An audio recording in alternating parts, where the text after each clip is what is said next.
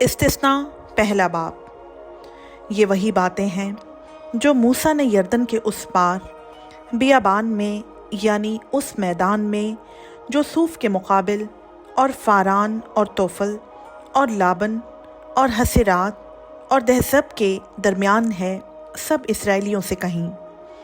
कोहे शैर की राह से होरब से कादिस बर्नी तक 11 दिन की मंजिल है, और 40वें बरस के 11वें महीने की पहली तारीख को मूसा ने उन सब अहकाम के मुताबिक जो खुदावंद ने उसे बनी इसराइल के लिए दिए थे, उनसे ये बातें कहीं।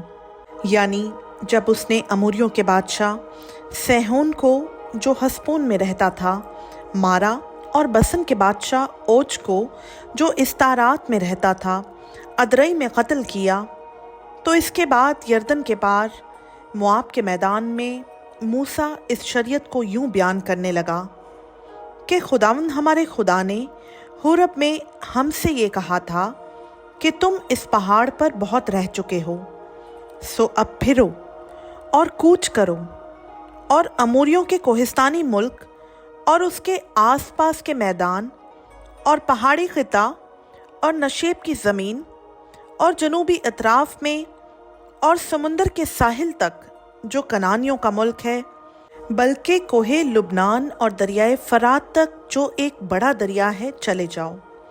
देखो, मैंने इस मुल्क को तुम्हारे सामने कर दिया है, बस जाओ और उस मुल्क को अपने कब्जा में कर लो, जिसकी बाबत खुदावंद ने तुम्हारे बाप दादा अब्राहम और इसहाक और याकूब से कसम खाकर ये कहा था कि वो उसे उनको और उनके बाद उनकी नस्ल को देगा।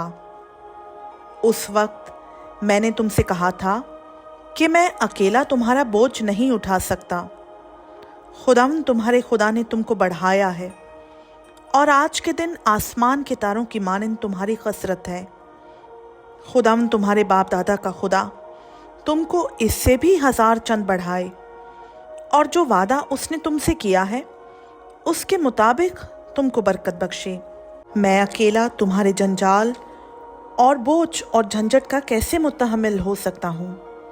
सो तुम अपने अपने कबीला से ऐसे आदमियों को चुनो जो दानिश्वर और अक्लमंद और मशहूर हों, और मैं उनको तुम पर सरदार बना दूंगा। इसके जवाब में तुमने मुझसे कहा था कि जो कुछ तूने फरमाया है उसका करना बेहतर है। सो मैंने तुम्हारे कबीलों के सरदारों को, जो दानिश्वर और मशहूर थे, लेकर उनको तुम पर मुकर्रर किया, ताकि वो तुम्हारे कबीलों के मुताबिक 1000 के सरदार और सैकड़ों के सरदार और 50-50 के सरदार और 10-10 के सरदार हाकिम हों। और उसी मौका पर मैंने तुम्हारे काजियों से ताकीदन ये कहा कि तुम अपने भाइयों के मुकदमों को सुनना, पर ख्वाह भाई भाई का मामला हो या परदेसी का, तुम उनका फैसला इंसाफ के साथ करना। तुम्हारे फैसला में किसी की रो रियायत ना हो। जैसे बड़े आदमी की बात सुनोगे, वैसे ही छोटे की सुनना, और किसी आदमी का मुंह देखकर डर ना जाना, क्योंकि ये अदालत खुदा की है। और जो मुकदमा तुम्हारे लिए मुश्किल हो, उसे मेरे पास ले आना, मैं उसे सुनूंगा। और मैंने उसी वक्त सब कुछ जो तुमको करना है बता दिया। और हम खुदावंद अपने खुदा के हुक्म के मुताबिक होरब से कूच करके उस बड़े और हौलनाक बियाबान में से होकर गुजरे, जिसे तुमने अमूरियों के कोहिस्तानी मुल्क के रास्ता में देखा।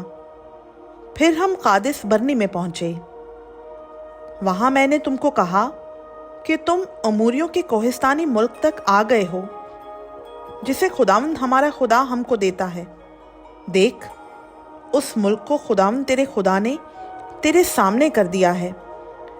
सो तू जा, और जैसा खुदावंद तेरे बाप दादा के खुदा ने तुझसे कहा है, तू उस पर कब्जा कर, और ना खौफ खा ना हरासा हो। तब तुम सब मेरे पास आकर मुझसे कहने लगे कि हम अपने जाने से पहले वहां आदमी भेजें, जो जाकर हमारी खातिर उस मुल्क का हाल दरियाफ्त करें।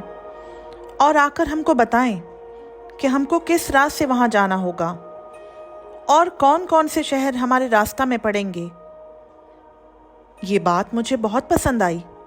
चुनाचा मैंने कबीला पीछे एक एक आदमी के हिसाब से 12 आदमी चुने और वो रवाना हुए और पहाड़ पर चढ़ गए और वादिये इसकाल में पहुंचकर उस मुल्क का हाल दरियाफ्त किया और उस मुल्क का कुछ फल हाथ में लेकर उसे हमारे पास लाए और हमको ये खबर दी कि जो मुल्क खुदावंद हमारा खुदा हमको देता है वो अच्छा है।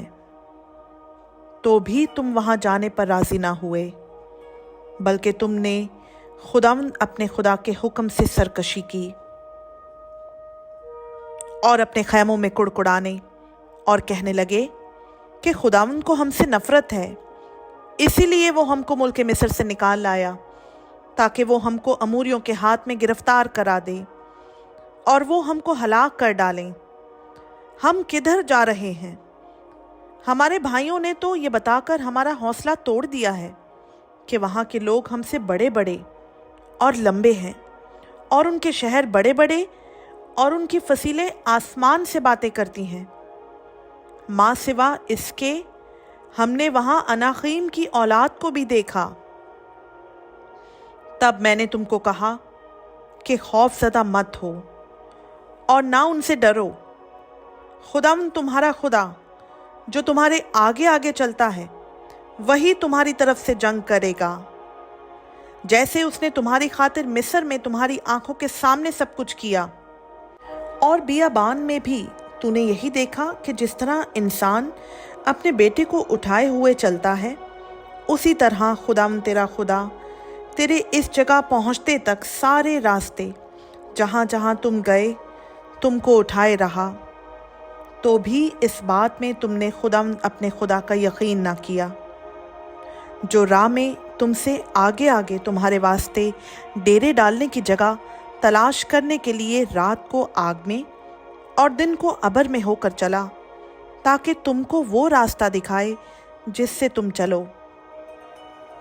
और खुदावंद तुम्हारी बातें सुनकर गज़बनाक हुआ और उसने कसम खा कर कहा कि इस बुरी पुश्त के लोगों में से एक भी उस अच्छे मुल्क को देखने नहीं पाएगा जिसे उनके बाप दादा को देने की कसम मैंने खाई है, सिवा युफना के बेटे कालिब के। वो उसे देखेगा और जिस ज़मीन पर उसने कदम मारा है उसे मैं उसको और उसकी नस्ल को दूंगा, इसलिए कि उसने खुदावंद की पैरवी पूरे तौर पर की। और तुम्हारे ही सबब से खुदावंद मुझ पर भी गुस्सा हुआ और ये कहा कि तू भी वहाँ जाने ना पाएगा। नून का बेटा यशवा जो तेरे सामने खड़ा रहता है वहाँ जाएगा, सो तू उसकी हौसला अफजाई कर, क्योंकि वही बनी इस्राएल को उस मुल्क का मालिक बनाएगा। और तुम्हारे बाल बच्चे जिनके बारे में तुमने कहा था कि लूट में जाएंगे, और तुम्हारे लड़के बाले जिनको आज भले और बुरे की भी तमीज़ नहीं, ये वहाँ जाएंगे और ये मुल्क मैं इन्हीं को दूंगा और ये उस पर कब्ज़ा करेंगे। पर तुम्हारे लिए ये है कि तुम लौटो और बहरे कुलसम की राह से बियाबान में जाओ। तब तुमने मुझे जवाब दिया कि हमने खुदावंद का गुनाह किया है, और अब जो कुछ खुदावंद हमारे खुदा ने हमको हुक्म दिया है उसके मुताबिक हम जाएंगे और जंग करेंगे। सो तुम सब अपने अपने जंगी हथियार बांधकर पहाड़ पर चढ़ जाने को आमादा हो गए। तब खुदावंद ने मुझसे कहा कि उनसे कह दे कि ऊपर मत चढ़ो और ना जंग करो, क्योंकि मैं तुम्हारे दरमियान नहीं हूँ, ता ऐसा ना हो कि तुम अपने दुश्मनों से शिकस्त खाओ। और मैंने तुमसे कह भी दिया, पर तुमने मेरी ना सुनी, बल्कि तुमने खुदावंद के हुक्म से सरकशी की और शोखी से पहाड़ पर चढ़ गए। तब अमूरी जो उस पहाड़ पर रहते थे तुम्हारे मुकाबला को निकले, और उन्होंने शहद की मक्खियों की मानन तुम्हारा पीछा किया और शहर में मारते मारते तुमको हुरमा तक पहुंचा दिया। तब तुम लौटकर खुदावंद के आगे रोने लगे پر خداوند نے تمہاری فریاد نہ سنی اور نہ تمہاری باتوں پر کان لگایا، سو تم قادس میں بہت دنوں تک پڑے رہے، یہاں تک کہ ایک مدت ہو گئی۔ خداوند کا پاک کلام کا پڑھا، سنا، سمجھا اور قبول کیا جانا ہم سبوں کے لیے باعث برکت ہو، آمین۔